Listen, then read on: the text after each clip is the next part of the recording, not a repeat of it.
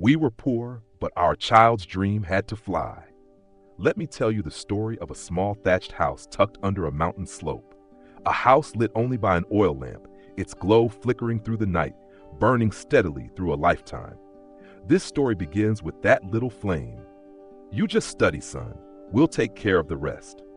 The simple words echoed in the silence of the village, stirring even the still air. They were spoken by Mr. Mann, a skinny, sunburned man with cracked hands hardened by labor. He stood outside their earthen house, looking at his son Nam, clutching a bundle of old textbooks, his eyes filled with both hope and resolve. With no electricity, Nam grew up in the yellowish glow of an oil lamp. Every evening, he would sit at a wobbly wooden desk, open his books, while his father tended the flame to keep it from dying. His mother, Mrs. Hoa, gentle but weathered by life, sat nearby sewing torn clothes. The silence between them was heavy, not with emptiness, but with dreams. Their home was tiny, 4 mud walls, a thatched roof that let rain and wind sneak in. But to Nam, it was a sky wide with hope. In the morning, he walked barefoot through muddy hills to school, books in one hand, guiding the neighbor's cattle with the other to earn some rice bran. At noon, he studied in a leaking classroom with 10 sheets for a roof. In the afternoon, he rushed home to help his mother transplant rice and chop firewood. At night, the oil lamp lit up again. That was his never-ending rhythm, like a lullaby of the mountains. One night, exhausted, Nam fell asleep on his books. His father gently picked him up, brushed back his sweat-drenched hair, and softly said, "Son, only knowledge can lift us from poverty." The wind howled through the cracks in the walls, and the lamp swayed before settling again. After 12 tireless years, Nam became the first student in his village to receive an acceptance letter from a prestigious university in Hanoi, with a full scholarship. For a moment, it felt as if the world bloomed like plum blossoms at the end of winter. But joy quickly gave way to worry. The cost of travel, rent, and daily meals in the city far exceeded their monthly income of just 300,000 VND, about $13. Neighbors whispered, "Don't try so hard, just let him learn a trade nearby." Distant relatives sighed, "Why aim for college when you're that poor?" Mr. Mann simply smiled, eyes veiled by the smoke from the kitchen fire.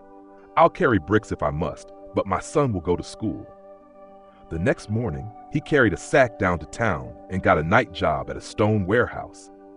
Mrs. Hoa began waking at 3 a.m., carrying vegetables to the market and washing dishes at a local food stall.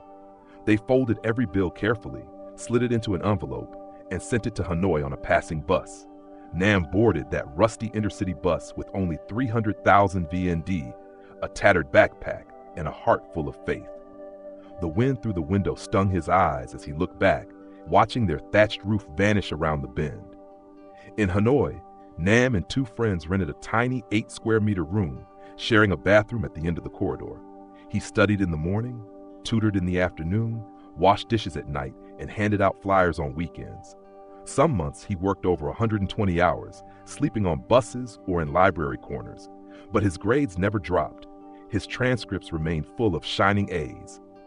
When exhausted, he'd open his phone and look at the photo his mother had sent, their little oil lamp flickering gently. That crooked flame smiled at him. "Keep going, my son." Many nights, Nam stood in line for 40 minutes to buy cheap student meals. On some days, he walked miles to bring leftover food home from the restaurant, but whenever he received a paycheck, he always sent half of it home, with a note, "I'm okay. Please don't worry." Back home, his father would nod silently, his mother were wiping her tears, both knowing their son was fighting alone. 4 years passed in a blink. On his thesis defense day, Nam stood tall in a hand-me-down suit. As he presented his final slide, he showed a picture of his parents sitting by the kitchen fire. "My journey didn't begin in fancy libraries. It began with an oil lamp in a poor village, and I'm presenting this with all my gratitude." The room fell silent, then burst into applause. Life had moved beyond paper and ink. It had become a symphony of love and sacrifice.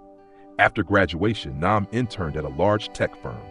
Within 3 months, thanks to his talent and work ethic, he was offered a full-time position with a starting salary of 18 million VND, about $700. For many city dwellers, that wasn't much, but for Nam's family, it was a miracle. On his first payday, Nam took the overnight bus back home. The same thatched house now glowed with both an oil lamp and his phone's flashlight. He laid a brand new laptop in front of his little sister. "It's your turn to dream now." Mr. Man leaned on his worn wooden crutch, limped over to hug his son, while Mrs. Hoa served the sweetest soup she'd ever cooked. No words were spoken, only the sound of hearts beating in that cramped kitchen. Have you ever witnessed joy so profound it needed no words? It rises like smoke from a wood stove, curling into your hair, your clothes, lingering forever.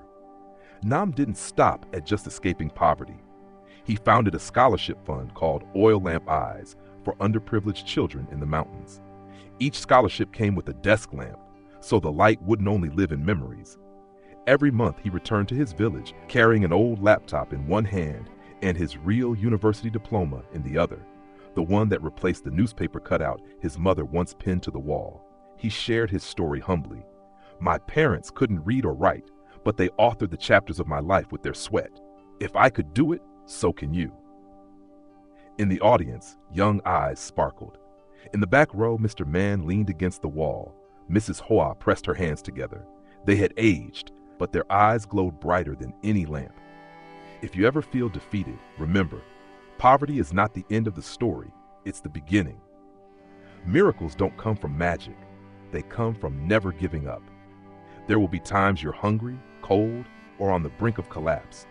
Remember the oil lamp, flickering, fragile, yet never extinguished. Remember the father hauling stones in the dark, the mother fainting at the market to save rent money, all for a letter that read, "You've been accepted." And remember the sound of the bus pulling away as Nam left the village. That was the starting bell for a dream. Tonight I light a small candle in place of that oil lamp and send it to you. Whether you're sitting in a bright room or a dim alley, know that within you is a steady light. Your job is to protect the wick from the wind, from the cold, from indifference. If today you can't fly, run. If you can't run, walk. If you can't walk, crawl. Just don't stop moving. Nam often repeats that quote, and I pass it on to you now. It may be late, but your light has just begun to glow. Let it guide you, and one day, you too will return home with a diploma, a smile, and a heart full of love.